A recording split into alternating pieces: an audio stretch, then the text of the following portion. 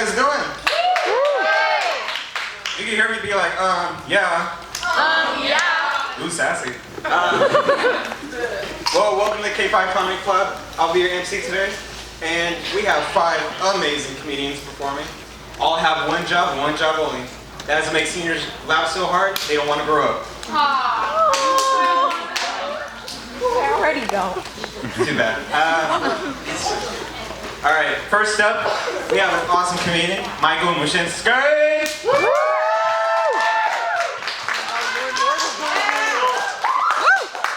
I know her. Hello, I'm Michael Mushinsky. I'm Slavic and we Slavs have really weird names. But you see, nobody can comprehend how to say a name that ends with "ov" or "ski." And then people don't act like we're from a different country, they act like we're from a different planet or a dimension. You know, we watch Monsters, Inc. and they're like, Mike Wazowski, and you're thinking, hey, that's my aunt's maiden name. So with this crazy name, you would think that autocorrect would be the band of my life. Wait, no, sorry, the bane of my life. I've had loads of experiences with autocorrect, all of them terrible because, well, I can't type on a phone and because my sausage fingers can't hit the little buttons. And then if I turn it off, it would take me a solid 3 minutes to type okay, cool. It's a Z. Anyway, don't get me started on how it says my last name. Hello, I'm Michael Mouse and Skis. What a great first impression. And then there was another time where I texted the girl I had a crush on, and I meant to say, you're great, but then it changed it to, you're fat. True story. But then there was another time I left my friend very confused because I meant to text an innocent, yeah, boy, but then it changed it to, hey, boo. So my family's moving and I'm helping my dad mount a shelf while my mom is watching us and telling us where to put it.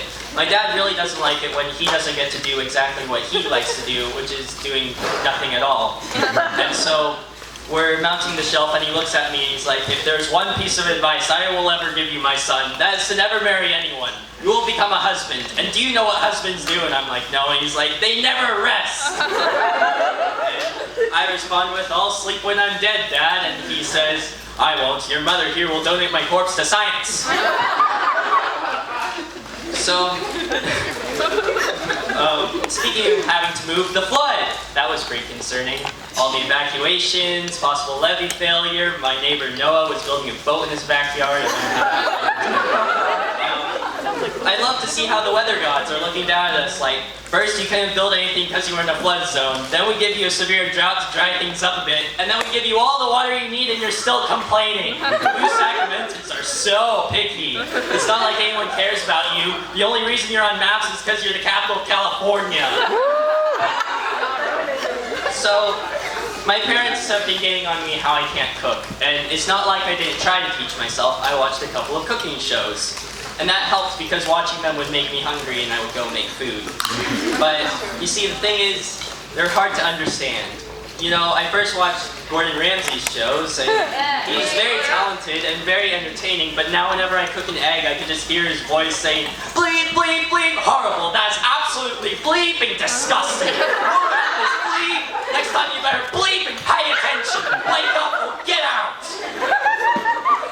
Then, look, Mr. Ramsay, I'm just trying to cook myself some lunch, not be America's Next Master Chef.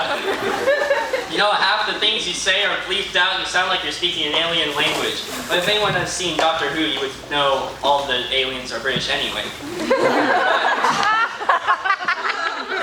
But then I started watching Swedish Chef from the Muppets. You know, the one that's like, borstier, pork, pork, pork. Yeah, I'll go watch Gordon Ramsay cook bleep Parmesan and bleep risotto because at least I can understand half of what he's saying. So, I like British things. Television, books, stories, and I love Harry Potter. I always dreamed of going to Hogwarts when I was young. But now looking back, I could see there are a few reasons why I didn't go.